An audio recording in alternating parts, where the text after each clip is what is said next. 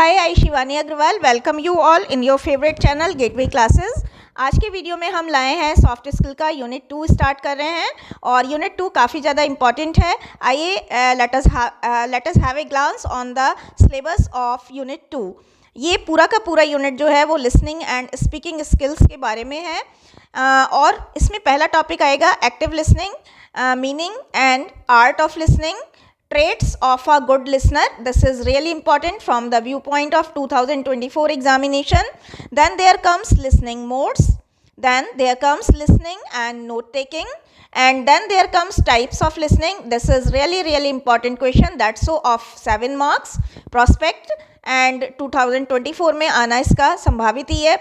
इसके बिना paper design नहीं होता, या तो टाइप इसके 2 मार्क्स में आएंगे कहीं ना कहीं कोई ना कोई टाइप, एंड नहीं तो फिर 7 मार्क्स में तो आएगा ही।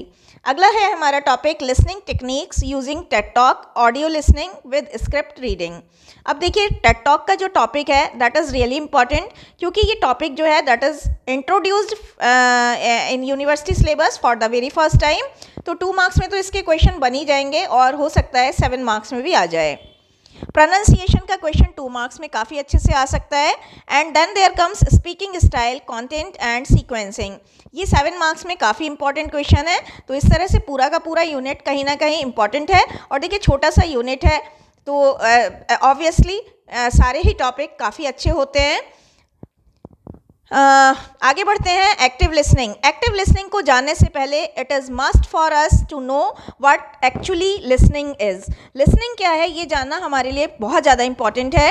और अगर हम बात करें व्हाट इज़ लिसनिंग, तो लिसनिंग पूरा का पूरा जो है एक प्रोसेस है, एक पूरा का पूरा हम कह सकते हैं पैकेज है, जिसमें डिफरेंट स्टेप्स होते हैं। और पहला स्टेप हमारा रिसीविंग है। अब रिसीविंग हमें किस चीज़ की करनी है? रिसीविंग हमें करनी है वॉइस सिग्नल्स की। आपको पता होगा, आप जानते होंगे कि voice is always in form of signal. जब आप कोई गाना रिकॉर्ड करते हैं, कोई म्यूज़िक रिकॉर्ड करते हैं, तो आपने देखा होगा कि वेव्स जो है वो up and down, rise and fall होती रहती हैं। इसी तरह से जब कोई एंकर बोलती है ग्रुप डिस्कशन में, तो जब वो बोलती है तो उसका स्टेटमेंट कुछ एक सेकेंड बाद दूसरे सिरे तक, यानी कि ऑन द अदर एंड, वो दूसरे सिरे तक कुछ एक सेकेंड्स के बाद पहुंचता है। तो वॉइस ऑलवेज रिमेंबर कि voice is always in form of signal. Voice किस फॉर्म में होती है? सिग्नल के फॉर्म में होती है, राइट। तो अभी हमें जैसे पहले स्टेप में क्या करना है, जैसा कि हमने बताया कि ये पूरा का पूरा प्रोसेस है, पूरा का पूरा एक पैकेज है जिसमें डिफरेंट स्टेप्स होते हैं। तो फर्स्ट स्टेप में हमारा आता है रिसीविंग, और वो रिसीविंग हमें किस चीज़ की करनी है? वॉइस सिग्नल्स की करनी है। ठीक उसी तरह से in the very same way as we receive some parcel or some packet, जैसे हम कोई भी पार्सल रिसीव करते हैं, कोई भी पैकेट रिसीव करते हैं, बिल्कुल ठीक इसी फॉर्म में हमें रिसीव करना है। किसको रिसीव करना है? वॉइस के सिग्नल्स को। ठीक है, इस तरह से जो सिग्नल्स होते हैं। अब जब हमने एक बार वॉइस सिग्नल को रिसीव कर लिया तो देन देयर कम्स अंडरस्टैंडिंग। फिर हमें उनको अंडरस्टैंड करना होता है, उन वॉइस सिग्नल को समझने का प्रयास करना होता है। वो जो सिंबल्स होते हैं, वो जो सिग्नल्स होते हैं, वो जो मार्क्स होते हैं, उनको अंडरस्टैंड करना होता है।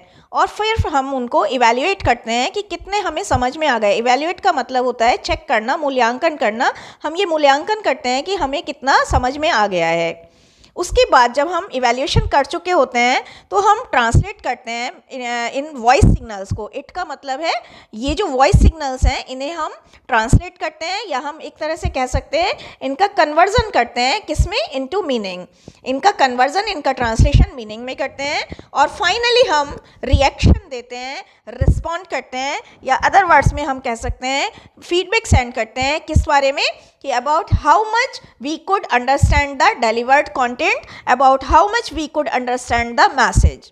तो इस तरह से ये पूरा का पूरा एक पैकेज है जिसमें डिफरेंट स्टेप्स हैं।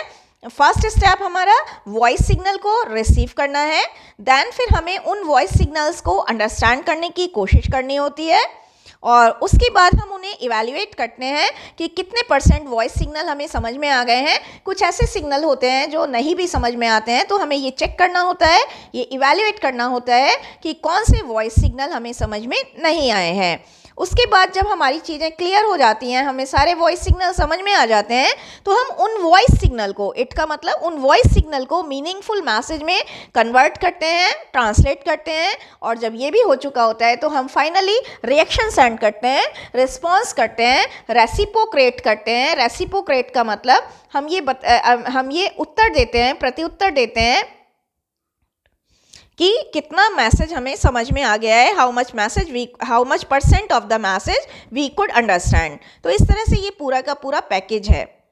अब आइए आते हैं अपने एक्चुअल टॉपिक पर, व्हाट इज़ एक्टिव लिसनिंग। देखिए बहुत ज़्यादा इंपॉर्टेंट है, ध्यान से देख लीजिएगा।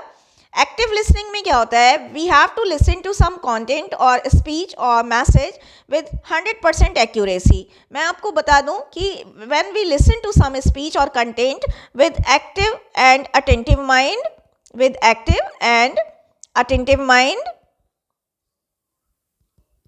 या फिर when we listen to some message with 100% accuracy, right, या फिर when we listen to some content or message with zeal and enthusiasm।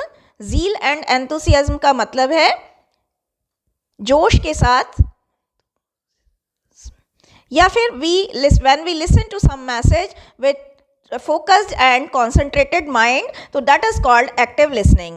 तो फिर से देख लीजिए, in the type of listening in which we listen to some speech, we listen to some message or content with active and attentive mind, with 100% accuracy, with zeal and enthusiasm, and with focused and concentrated mind, that is called active listening। और जब हम किसी भी message को actively और attentively सुनते हैं, 100% accuracy से सुनते हैं, ज़ील एंड एंथुसियाज्म से सुनते हैं, फोकस होकर सुनते हैं, तो कॉन्सिक्वेंटली क्या होता है, एज ए रिजल्ट क्या होता है, we give full attention, 100% attention. और जब हम फुल अटेंशन देते हैं तो we grasp entire conversation, we grasp entire message, ठीक है, एंटायर कॉन्टेंट। ग्रास्प का मतलब होता है अंडरस्टैंड करना, कॉम्प्रीहेंड करना। तो एज ए रिजल्ट जब हम, क्योंकि हम because we are active and attentive while listening to some content, we are giving 100% accuracy, we are listening to some message with 100% accuracy, we are full of enthusiasm, so consequently we are able to understand the message in complete way in 100%, and we also are able to answer cross questions। और दूसरी तरफ we are able enough to put forth our queries और to ask cross questions. तो देखिए कितने फ़ायदे हैं। एक तो एक्टिव लिसनिंग का मतलब तो समझ ही गए होंगे, लेकिन एक्टिव लिसनिंग का फ़ायदा क्या है कि we understand the message in full, यानी we grasp the message in full, we are in the position to answer cross questions, and also we are able enough to put forth our queries or to ask cross questions। अब दूसरी चीज़ ये है कि जब हम listen कर रहे हैं किसी को अच्छे से, और लिसन करके हम रिस्पॉन्ड कर रहे हैं, क्योंकि हम अच्छे से लिसनिंग कर रहे हैं, आप मुझे अच्छे से लिसन कर रहे हैं, आप इस वीडियो को बहुत अच्छे से अगर सुन रहे हैं, तो आप क्या करेंगे, जाहिर सी बात है आप रिस्पॉन्ड करेंगे, जाहिर सी बात है आप अपनी कुछ चीज़ें उसमें मिक्सअप करेंगे। तो जब हम लिसनिंग और रिस्पॉन्डिंग कर रहे हैं किसी भी दूसरे पर्सन को व्यक्तिगत लेवल यानी पर्सनल लेवल पर भी, प्रोफेशनली ना होकर पर्सनली भी सुन रहे हैं, तो उससे क्या होता है, म्यूचुअल अंडरस्टैंडिंग डेवलप होती है। आप जब अपने दोस्त को बहुत अच्छे से सुनते हैं, आपका दोस्त भी आपकी बातों को बहुत अच्छे से सुनता है, तो एक तो वो रेसिप्रोकेट करता है यानी रिस्पॉन्ड करता है, और जब आप एक दूसरे को सुनते हैं, समझते हैं और बातचीत करते हैं, रिस्पॉन्स देते हैं, तो फिर आगे म्यूचुअल ट्रस्ट, म्यूचुअल अंडरस्टैंडिंग भी डेवलप होती है। अब आते हैं traits of a good listener. ये बहुत इंपॉर्टेंट क्वेश्चन है और ध्यान दीजिएगा। एक अच्छा लिसनर बनने के लिए क्या क्या ट्रेट्स चाहिए, क्या क्या क्वालिटीज़ चाहिए, कैरेक्टरिस्टिक्स चाहिए, वो हम यहाँ पर डिस्कस करने जा रहे हैं। तो एक अच्छा लिसनर नॉन जजमेंटल होता है, नॉन इंटरप्टिंग होता है। नॉन जजमेंटल में क्या होता है, कई बार क्या होता है कि आप सुनने से पहले, दूसरे की बात सुनने से पहले अपनी बात एड ऑन करने लगते हैं। आप सुनने से पहले जजमेंट देने लगते हैं कि शायद आप शायद जो स्पीकर है वो ये कह रहा होगा, है ना। तो नॉन जजमेंटल होना चाहिए, यानी कि अपना जजमेंट आप दें, but once listener finish finishes his listening, when listener completes his statement or completes his speech or something else, तो उसके बाद आप अपना जजमेंट पास कर सकते हैं. उससे पहले ही आप अपना वर्डिक्ट देने लगेंगे तो ये एक अच्छा, तो आप कभी भी सुन नहीं पाएंगे. नॉन इंटरप्टिंग, आप इंटरप्ट ना करें, रोकें ना अनावश्यक रूप से, अननेसेसरली रोकना नहीं चाहिए, इंटरफियरेंस नहीं करना चाहिए. तो नॉन इंटरफियरेंस होना इंटरफियरिंग होना चाहिए, नॉन इंटरप्टिंग होना चाहिए और नॉन जजमेंटल होना चाहिए. यानी आपको पहले से ही जजमेंट पास नहीं करना है, पहले सुन लेना है, उसके बाद ही जजमेंट देना है. अगर आप पहले से ही जजमेंट देने लगेंगे तो ऑब्वियसली आप सुनेंगे नहीं पूरी बात. तो पूरी बात सुन लीजिए, पूरी बात कंप्लीट होने दीजिए, उसके बाद जजमेंट दे दीजिएगा. तो नॉन जजमेंटल होना चाहिए, नॉन इंटरप्टिंग होना चाहिए. इसको आप ब्लैक करके आएंगे, अंडरलाइन करके आएंगे. He should have patience to listen to. सबसे ज़्यादा इंपॉर्टेंट क्वालिटी है एक्टिव लिसनिंग में कि पेशेंस होना चाहिए. If you are having ample amount of patience, तो you are really an active listener. फिर कोई देयर इज़ नो डाउट कि आप एक्टिव लिसनर नहीं हैं. तो आपके अंदर पेशेंस भी होना चाहिए. अगर आपके अंदर सिर्फ और सिर्फ पेशेंस भर है तो भी आप एक्टिव लिसनर बन जाएंगे. तो first and foremost quality or first and foremost term and condition to be an active listener is to have ample amount of patience. धैर्य होना चाहिए. अगला आता है ओपन माइंडेड. आप ओपन माइंडेड हो. अब ओपन माइंडेड में क्या आता है, देखिए थोड़ा सा ब्रॉड कॉन्सेप्ट है, समझने की कोशिश करिएगा. ओपन माइंडेडनेस में आता है कि आप दूसरे के विचारों को, howsoever contradictory the thoughts are, कितना भी विरोधी थॉट्स क्यों ना हो, कितने भी नेगेटिव थॉट्स क्यों ना हो, जो आपको पसंद ना हो, आप उन्हें भी सुनने के लिए ओपन हो. जैसे मान लीजिए मैं एक एग्जांपल दे रही हूँ. अगर आप हिंदुइज्म से बिलोंग करते हैं तो आप क्रिश्चियनिटी और अदर रिलीजन जो है, मुस्लिमिज्म जो है, इस्लामिज़्म जो है, उसके थॉट्स को, उसके कॉन्सेप्ट को भी सुनने के लिए आपको रेडी रहना चाहिए. अगर आप एक बीजेपीएन हैं तो आप कांग्रेस के थॉट्स को भी सुनने के लिए रेडी रहेंगे, तभी आप सुन पाएंगे. तो ओपन माइंडेड होना चाहिए. या आपको जो स्पीकर है उसके लिए भी आपको निष्ठा यानी कि रेस्पेक्ट होना चाहिए, तभी आप सुन पाएंगे. और रेडी होना चाहिए. You should be ready to listen to. And ये तो हमने पहले ही बताया था कि एंथुसियास्टिक होना चाहिए, जोश होना चाहिए, ज़ील होना चाहिए. तो ये क्वालिटीज़ हैं open mindedness, ready to listen to and enthusiastic. अब he should be non partial यानी इम्पार्शियल होना चाहिए. नॉन पार्शियल में इम्पार्शियल होना चाहिए. अनप्रिजुडाइज्ड और अनबायस्ड होना चाहिए. अब इम्पार्शियल का मतलब, मान लीजिए आप किसी को नहीं भी पसंद करते तो आप मतलब आपको ऐसा नहीं कि आप 3 लोग हैं तो आप एक की बात सुन लें, 2 को आप इग्नोर कर दें, रिजेक्ट कर दें. आपको तीनों की ही बात सुननी चाहिए. अनप्रिजुडाइज्ड का मतलब होता है पूर्वाग्रह. पूर्वाग्रह का मतलब है आपने प्री ओपिनियन अगर बना लिया है किसी के बारे में कि ये टीचर तो अच्छा नहीं पढ़ाएगा, या ये बंदा तो अच्छी बात नहीं करेगा, ये तो हमेशा अपने मतलब की बात करेगा, तो आप सुन नहीं पाएंगे. आप पहले उस पर्सन को चांस दीजिए और अनप्रिजुडाइज्ड होकर सुनिए. बायस का मतलब होता है झुकाव. तो आपका किसी एक पर्सन के प्रति झुकाव, जैसे किसी एक ब्रांड के प्रति आप अगर बायस्ड हैं तो दूसरी ब्रांड को कभी सुन ही नहीं पाएंगे. तो ऐसा नहीं होना चाहिए. आपको सुनते समय इम्पार्शियल होना होगा, अनप्रिजुडाइज्ड होना होगा और अनबायस्ड होना होगा. अगली शर्त है flighty. He should not be flighty. देखिए फ्लाइट का मतलब उड़ान से है और उड़ान का मतलब चंचलता से है. मतलब जब आप उड़ते रहते हैं ना, आपका मन उड़ता रहता है, वो उस तरह से याद रख लीजिएगा तो आपको एक नया वर्ड याद हो जाएगा.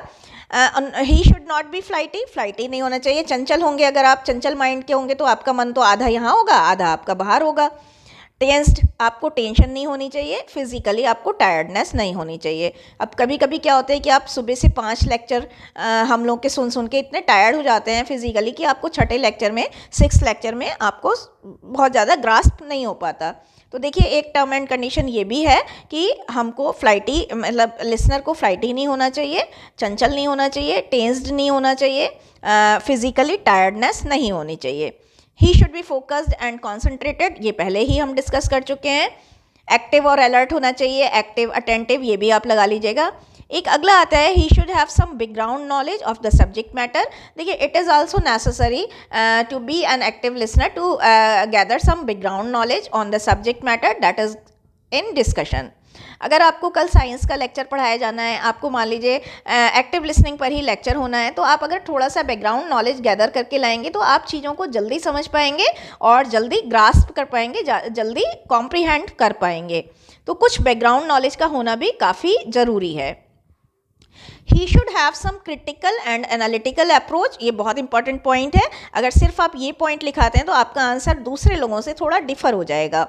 क्रिटिकल और एनालिटिकल अप्रोच का मतलब है कि जो भी आप whatever you are listening to, जो भी कुछ आप सुन रहे हैं उसमें आप अपने लॉजिक्स को, अपने रीजनिंग को मिक्स करें, उसका एनालिसिस करें कि ये बात क्यों कही जा रही है, किस पर्पस से कही जा रही है, इस बात को कहने के पीछे लॉजिक क्या है। अगर आप उस लॉजिक तक पहुंच गए ना तो आप फिर बहुत इंटरेस्टिंग वे में आप आगे का कॉन्वर्सेशन, आगे का स्पीच, आगे का कंटेंट सुन पाएंगे। तो जो भी आप सुन रहे हैं, it is necessary for you to adopt a critical and analytical approach. ये पॉइंट मेरी तरफ से ज़रूर याद रखिएगा। अगला आता है he should pay attention to the non verbal gestures of the speaker. Non verbal gestures को नोटिस करना भी कई बार बहुत इंपॉर्टेंट है। कई बार आपने देखा होगा, अगर आप फ्रंट सीट पर होते हैं या मिडिल सीट पर होते हैं और बिल्कुल सामने होते हैं स्पीकर के, तो आप आई कंटेक्ट करके बहुत ही आराम से समझ जाते हैं। आप उसका चेहरा देखकर, स्पीकर का चेहरा देखकर बहुत अच्छी तरह से समझ जाते हैं। इसका एक लॉजिक है, इसके पीछे एक रीज़न है कि आपका माइंड डाइवर्ट नहीं होता, या अगर एक सेकंड के लिए भी आपका माइंड डाइवर्ट होता है तो you are able enough to return to the lecture room. आप, क्योंकि आपका आई कांटेक्ट हो रहा होता है और उस आई कांटेक्ट से आप जो है दोबारा से लौट आते हैं। तो नॉन वर्बल जेस्चर्स को नोट करना भी ज़रूरी है और you should establish proper eye contact with the speaker. And you should also read and understand the body language and feelings of the speaker। कई बार अगर आप फीलिंग समझ के पढ़ते हैं, समझते हैं, सुनते हैं, तो भी आप अच्छे से सुन पाते हैं। अगला है he should remove all the barriers and distractions. Distractions का मतलब बाधाएं। उसको आसपास से, अपने सराउंडिंग से सारी बाधाएं और बैरियर को भी रिमूव कर लेना चाहिए, जैसे कि नॉइज़ हो सकता है, डिस्टेंस हो सकती है, क्योंकि ये सारे जो बैरियर्स हैं, डिस्ट्रैक्शंस हैं, that may spoil the quality of message. अगला है ही शुड बी केयरिंग। वो केयरिंग होना चाहिए, अंडरस्टैंडेबल होना चाहिए, ऑब्जेक्टिव होना चाहिए, यानी नॉन पर्सनल होना चाहिए और इंटरेस्टेड होना चाहिए सुनने के लिए। तो केयरिंग आदमी, अब मान लीजिए आप मुझे सुन रहे हैं, तो आपका अगर मेरे लिए केयर है तभी तो आप मेरी बात सुनेंगे, अदरवाइज आप इग्नोर करके चले जाएंगे। अंडरस्टैंडेबिलिटी बहुत होनी चाहिए, अंडरस्टैंडेबल होना चाहिए कि सुनकर फीलिंग को भी समझ जाए। कई बार कुछ बातें ऐसी होती हैं जो हम नहीं कह पाते हैं, बट हमारी बॉडी लैंग्वेज कह पाती है, तो आपको वो चीज़ें समझनी होंगी जो आप नहीं, जो आपका जो स्पीकर नहीं भी कह पा रहा है, जो उसकी बॉडी लैंग्वेज से पता लग रही हैं, वो बातें भी आपको समझनी होंगी। तो उसके लिए केयरिंग होना, अंडरस्टैंडेबल होना, ऑब्जेक्टिव होना भी ज़रूरी है। ये वाला पॉइंट भी ठीक इसी तरह आपके आंसर को डिफ़र कर देगा जिस तरह से ये वाला आंसर था, ये वाला पॉइंट था।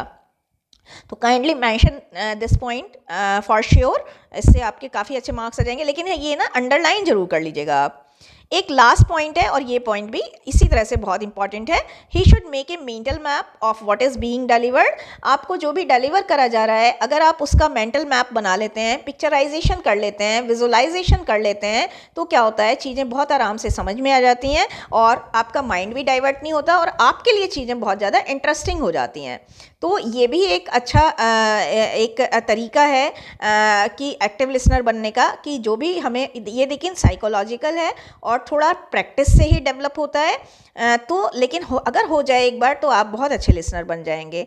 तो जैसे मान लीजिए आपका टीचर है, वो विलेज के बारे में कुछ भी डिस्क्राइब कर रहा है, तो विलेज की अगर आप एक पिक्चर बनाते चलेंगे, खाका दिमाग में तैयार करते चलेंगे, तो आप बहुत अच्छे से समझ पाएंगे। तो मेंटल मैप बनाना या फिर विजुअलाइजेशन करना, पिक्चराइजेशन करना, that is also important for you to be an active listener. ये 3 पॉइंट जो हैं वो बहुत ज़्यादा आपके आंसर को डिफ़र कर देंगे। तो please please please do right these points and let us go ahead with the lecture.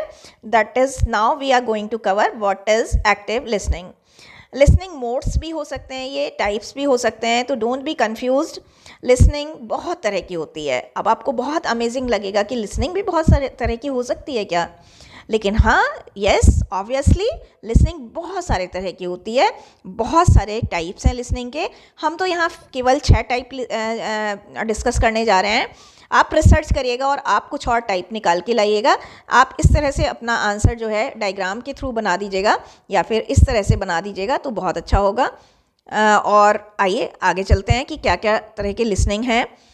सबसे पहले आता है एप्रिशिएटिव लिसनिंग। अगर हम एप्रिशिएटिव लिसनिंग की बात करें तो this is a kind of provocative listening. Provocative का मतलब है एनकरेज करने वाली, प्रोवोकेट करने वाली, उकसाने वाली, यानी कि आगे प्रोत्साहन देने वाली।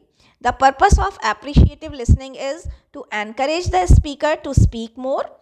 स्पीकर को और ज़्यादा बोलने के लिए एनकरेज करना, and to boost up the morale of the speaker, to boost up the confidence level of the speaker to speak more. तो एप्रिशिएटिव लिसनिंग जो है वो एक प्रोवोकेटिव लिसनिंग है। इसमें लिसनर को और ज़्यादा बोलने के लिए मतलब और ज़्यादा आगे बोलने के लिए एनकरेज करा जाता है, और इस तरह की लिसनिंग को प्रोवोकेटिव लिसनिंग भी कहते हैं, यानी उकसाने वाली लिसनिंग है ये। और इसका पर्पस है कि जो लिसनर है उसको ज़्यादा से ज़्यादा बोलने के लिए एनकरेज करा जाए, उसका मॉरल और कॉन्फिडेंस लेवल हाई करा जाए, बूस्ट अप करा जाए, ताकि वो so that he can go ahead with his with more listening. अब जब जैसे क्या होता है, when teacher encourages the student to speak more on his first presentation, on his maidens presentation. Maidens presentation का मतलब है पहला प्रेजेंटेशन। जब टीचर जो है स्टूडेंट को एनकरेज करती है उसके फर्स्ट प्रेजेंटेशन पर, तो ये जो है ये एक एप्रिशिएटिव लिसनिंग होता है। When we scroll the playlist of any singer, if we find any of his or her song melodious, कई बार क्या होता है कि हम किसी एक एनोनिमस यानी किसी एक अज्ञात लिसनर का कोई एक सॉन्ग कहीं से सुन लेते हैं और वो हमें इतना पसंद आता है कि हम उसकी पूरी प्लेलिस्ट स्क्रॉल कर डालते हैं, तो that is also a kind of appreciative listening, क्योंकि हमने उसका किसी एक पीस को सुनकर उसके सारे गानों को सुनने का मन बनाया है। तो ये है appreciative listening.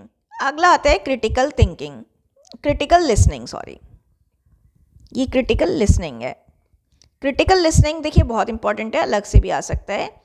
It is a kind of listening, ये एक इस तरह की लिसनिंग है that involves 3 of the things. क्या है इसमें? एनालिसिस करना होता है, यानी हमने सुनने के साथ साथ हमें एनालिसिस भी करना है, हमें क्रिटिकल थिंकिंग भी करनी है, और जब हम ये करेंगे तो हम उसके बाद जजमेंट पास करना है हमें, पासिंग जजमेंट या पासिंग फीडबैक।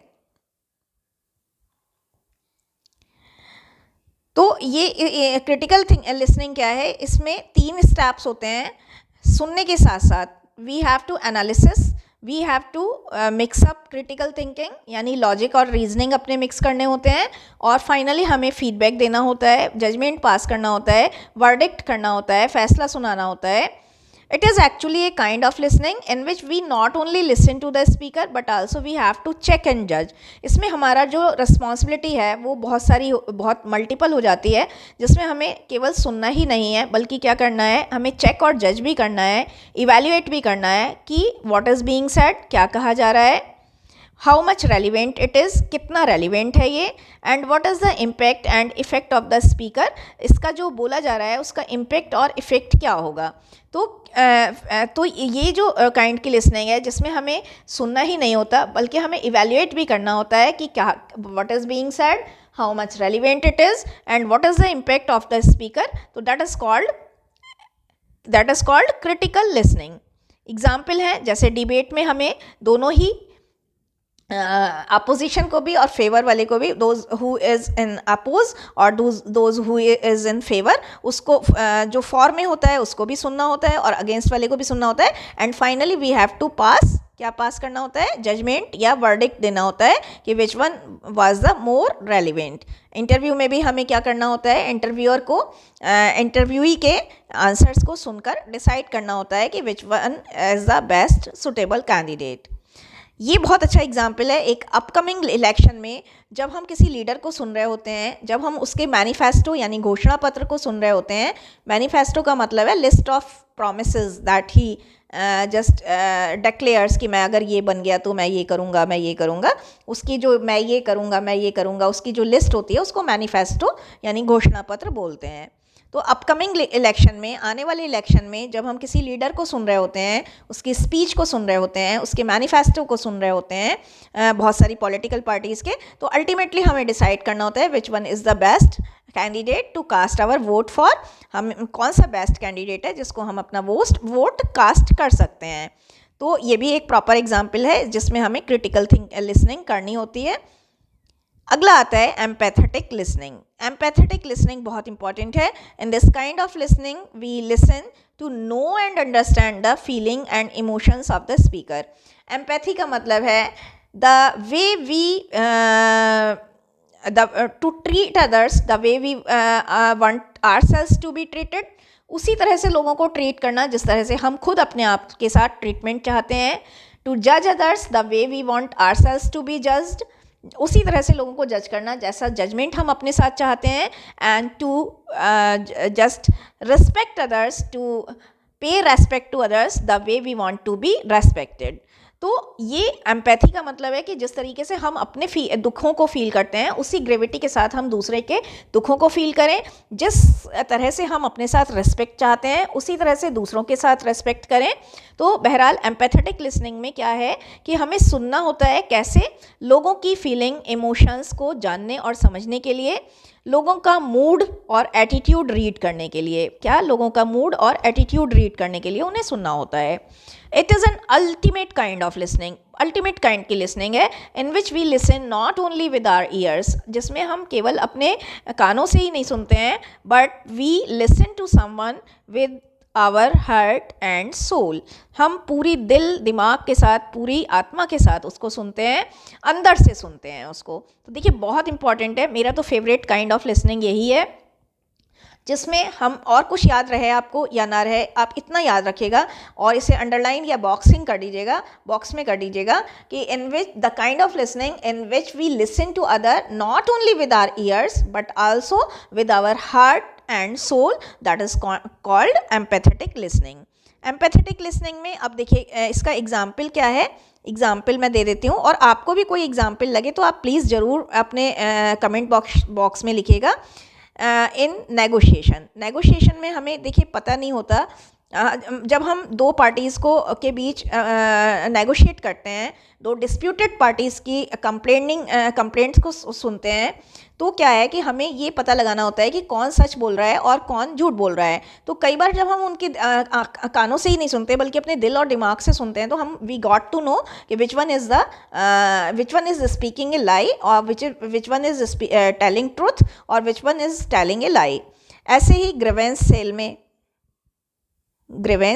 सेल में जब हम होते हैं तो भी हमें यही सुनना होता है कि कौन एक्चुअल शिकायत लेकर आया है और कौन इनएक्चुअल शिकायत लेकर आया है। जैसे महिला आयोग बना, वीमेन कमीशन बना, वीमेन कमीशन को बनाया गया था वीमेन को सपोर्ट करने के लिए, लेकिन कई बार इसका जो है हर चीज़ का देखिए प्रॉस एंड कॉन्स दोनों ही होते हैं। अब वीमेन सेल में कई बार ऐसी भी महिलाएं आ जाती हैं जो फॉल्स शिकायतें लेकर आती हैं। तो वीमेन सेल के जो भी एक्सपर्ट ऑफिसर्स हैं उनको एम्पैथेटिक लिसनिंग करके ये पता लगाना होता है कि कौन महिला सच्ची शिकायत लेकर आई है और कौन महिला गलत शिकायत लेकर आई है। तो इन वीमेन सेल भी कर सकते हैं आप, है ना, या इन लॉ, है ना, पुलिस का काम भी क्या है, इन लॉ जज के लिए, है ना, फॉर ए जज इट इज़ इम्पॉर्टेंट। तो ऐसे बहुत सारे एग्जाम्पल हैं, आप एग्जाम्पल बताइएगा प्लीज़। सिलेक्टिव लिसनिंग बहुत आसान है। In this kind of listening the listener listens to only selective, particular और स्पेसिफिक पोर्शन। इसमें वो स्पेसिफिक, सेलेक्टिव और पर्टिकुलर पोर्शन सुनता है that is of his use और इंटरेस्ट, जो या तो उसके यूज़ का होता है और या फिर उसके इंटरेस्ट का होता है। ठीक है, तो और he ignores and rejects remaining part of the speech. सारा पार्ट छोड़कर, रिमेनिंग पार्ट को छोड़कर जो पोर्शन, जो पर्टिकुलर एरिया जो सेलेक्टिव एरिया उसके इंटरेस्ट और यूज़ का होता है वो उसे सुनता है, बाकी को इग्नोर करता है। For example, to listen to the news of your district from Aaj Tak. जब आज तक में न्यूज़ चल रही होती हैं या किसी भी चैनल पर न्यूज़ चल रही होती हैं, तो आप कहाँ फोकस करते हैं? आप सिर्फ अपने डिस्ट्रिक्ट की न्यूज़ पर ज़्यादा फोकस करते हैं, आपको बाकी से कोई खास मतलब नहीं होता। ऐसे ही to listen to the sports news section amid evening news. Evening news में स्पोर्ट न्यूज़ सेक्शन को सुनना, एंटरटेनमेंट को सुनना, कोई कोई केवल अपनी जॉडिक साइंस सुनने आते हैं, है ना, जॉडिक साइंस केवल उनको उससे मतलब होता है कि आज का जॉडिक साइन उनका क्या बोलता है। To listen to the particular train और flight time, flight arrival time amid announcement. जब आप एयरपोर्ट पर होते हैं, जब आप रेलवे स्टेशन पर होते हैं, तो अनाउंसमेंट में केवल आप अपनी कंसर्न ट्रेन के अराइवल या डिपार्चर टाइमिंग सुनना पसंद करते हैं। फ्लाइट का टाइम, फ्लाइट का जो आपकी कंसर्न फ्लाइट है उसके बारे में आप सुनना पसंद करते हैं, बाकी को आप इग्नोर कर देते हैं, रिजेक्ट कर देते हैं, क्योंकि वो आपके इंटरेस्ट और यूज़ का नहीं है। अगला आता है हमारा एक्टिव लिसनिंग। हम पहले ही पढ़ चुके हैं, जिसमें the kind of listening in which listener listens to some speech. ये देखिए हमने बताया था ना, with active and attentive mind, with 100% accuracy, with zeal and enthusiasm, with focused and concentrated mind, that is called active listening. And consequently he understands complete message, he grasp complete message, and he is able to answer cross questions, he is able enough to put forth his queries. He participates without any tension or diversion, his mind is not flighty, tensed or tired, and this kind of listening is desirable in the professional world. इस kind की listening जो है वो professional world में desirable होती है, क्योंकि इस kind की listening को ही सब लोग पसंद करते हैं। And being active listener is the mark of courtesy and professional maturity. Example, to listen to the speech in the seminar, किसी सेमिनार में स्पीच को सुनना, की स्पीकर को सुनना। To listen to some group discussion और debate, to listen to the lecture of your favourite teacher, favourite subject. कई बार हमारा जो फेवरेट सब्जेक्ट होता है वो हम ज़्यादा सुनना पसंद करते हैं। And to listen to the questions asked by the interviewer is the perfect example.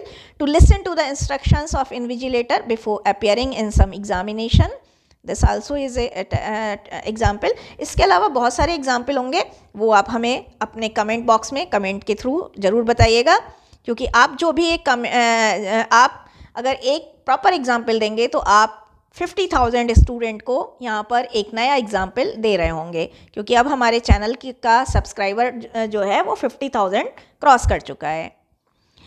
तो आपका एक एग्जाम्पल इज़ इक्वल टू 50,000 लोगों का एग्जाम्पल।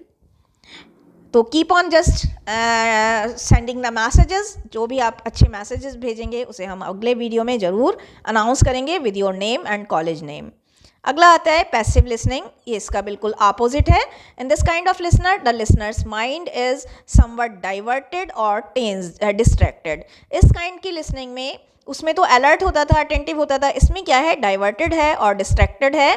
ही इज़ प्रेजेंटेड, दो वो हालांकि प्रेजेंटेड तो है, yet he may be mentally absent. वो प्रेजेंटेड है लेकिन मेंटली एब्सेंट है। This is not the least desirable. ये बिल्कुल भी डिज़ायरेबल नहीं है, बिल्कुल भी इसको पसंद नहीं किया जाता, क्योंकि इस काइंड की लिसनिंग में लिसनर हार्डली 10 to 20% ग्रास्प करता है, समझता है, अंडरस्टैंड्स करता है, कॉम्प्रीहेंड करता है। And he does not ask any question, he is not in condition to put forth any queries और डाउट्स। वो ना तो कोई क्वेश्चन पूछता है क्योंकि उसने सुना ही नहीं है, और सबसे बड़ी बात है उसमें 100% ग्रास्प कर रहा था एक्टिव में, और यहाँ केवल 10 to 20% हार्डली ही could grasp.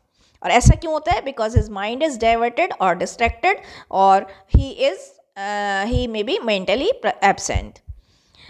To listen to some joke, कई बार हम जोक सुनते समय ऐसी वाली काइंड की लिसनिंग कर देते हैं। To listen to some comment passing from busy road, busy road पर जब कोई कमेंट कर रहा होता है तो भी हम उसको इग्नोर कर देते हैं या उसको पैसिवली सुनते हैं। अब आता है टेक्निक्स ऑफ एक्टिव लिसनिंग। कुछ टेक्निक्स हैं एक्टिव लिसनिंग की। To listen to actively needs to practice for 3 Rs। 3 Rs हैं, वो हमें प्रैक्टिस करने होंगे। Repeat, reflect and respond. Repeat में क्या है? Listen to some content again and again. एक ही कंटेंट को आप बार बार सुनिए, 3 to 5 टाइम्स तक सुनिए और until and unless you grasp the meaning completely। अगर आप बार बार सुनेंगे, रिपीटिशन के साथ सुनेंगे 3 से 5 बार, या जब तक आपको मीनिंग क्लियर नहीं होता आप सुनेंगे, तो you will be able to grasp the message incomplete। You can listen to particular or selective portion repeatedly which is rather difficult or rather incomprehensible। आप किसी पर्टिकुलर पोर्शन को, पीस को, एरिया को रिपीटेडली सुन सकते हैं जो थोड़ा सा कॉम्प्लिकेटेड हो, रादर कॉम्प्लिकेटेड हो, रादर डिफ़िकल्ट हो, और रादर इनकॉम्प्रीहेंसिबल हो, रादर अनअंडरस्टैंडेबल हो। दूसरा है रिफ्लेक्ट, बहुत इंपॉर्टेंट है। वट एवर इज़ हर्ड उसे एनालिसिस करना है और उसे रिफ्लेक्ट करना है। रिफ्लेक्ट का मतलब है उसे एनालाइज करिए, विजुलाइज करिए, मेक के mental map of words, situations and descriptions. सारे वर्ड्स का, सिचुएशंस का और डिस्क्रिप्शंस का एक मेंटल मैप बना लीजिए, पिक्चराइजेशन कर लीजिए और उसका एनालिसिस कर लीजिए, तो उसको रिफ्लेक्ट कहते हैं। Respond, make yourself ready to react. हमेशा अपने आप को मेंटली रेडी रखिए कि आपको रिएक्शन देना है। रिएक्शन का मतलब है आपको क्रॉस क्वेश्चंस का आंसर करना है और आपको अपनी तरफ से पॉसिबल लॉजिकल क्वेश्चंस पूछने हैं। उससे क्या होगा, आप क्यूरियोसिटी भी रहेगी, आप में जिज्ञासा रहेगी और आपके अंदर एक ज़ील और एंथुसियाज्म रहेगा। इस तरह से आपके जो हॉरिजन्स में बी ब्रॉडेंड, आपके जो हॉरिजन्स हैं, जो क्षितिज है आपके, यानी कि जो आपका सुनने का, जो आपका माइंड का वर्जन है वो ब्रॉडन हो जाएगा, which would help you to be an active and attentive listener, जो आपकी हेल्प करेगा एक्टिव और अटेंटिव लिसनर बनने में। तो इस तरह से हमें रिपीट करना है, कंटेंट को बार बार सुनना है, रिपीटेडली सुनना है। सेलेक्टिव और रिपीटेड पोर्शंस जो रादर इनकॉम्प्रिहेंसिबल हैं, जो रादर डिफ़िकल्ट हैं, कॉम्प्लिकेटेड हैं, उन्हें बार बार सुनना है। फिर हमें रिफ्लेक्ट में एनालिसिस करना है और हमें क्या करना है, हमें जो है वर्ड्स का पिक्चराइजेशन, वर्ड्स का जो डिस्क्रिप्शन दिए जा रहे हैं, जो सिचुएशन दी जा रही है, उनका मेंटल मैप तैयार करना है। उससे चीज़ें जल्दी समझ में आती हैं। फाइनली हमें रिस्पॉन्ड करने के लिए तैयार रहना है कि अपनी तरफ से कुछ भी क्वेश्चन होगा तो उसका आंसर देंगे, सबसे पहले देंगे। We will be the first to answer the cross questions and we will have to ask some cross questions. तो ये हमें जो है बना देगा। अब आते हैं importance and purposes of active listening. बहुत अच्छा है। एक्टिव लिसनिंग अगर आप करते हैं तो उसका क्या होता है, it helps to improve mutual trust. Personal level पर भी देखिए और प्रोफेशनल लेवल पर भी देखिए। अगर आप एक्टिव लिसनर हैं, आप अपने पार्टनर को पर्सनल लेवल पर भी देखते हैं। चलिए, आपकी कोई फ्रेंड है, आपके कोई फ्रेंड है, अगर मतलब आपका क्लोज फ्रेंड है मान लीजिए, आप उसको सुनते हैं, वो भी आपको सुनता है, तो इससे क्या होगा, म्यूचुअल ट्रस्ट और म्यूचुअल अंडरस्टैंडिंग डेवलप होगी। It helps to create desirous impact of the delivered speech.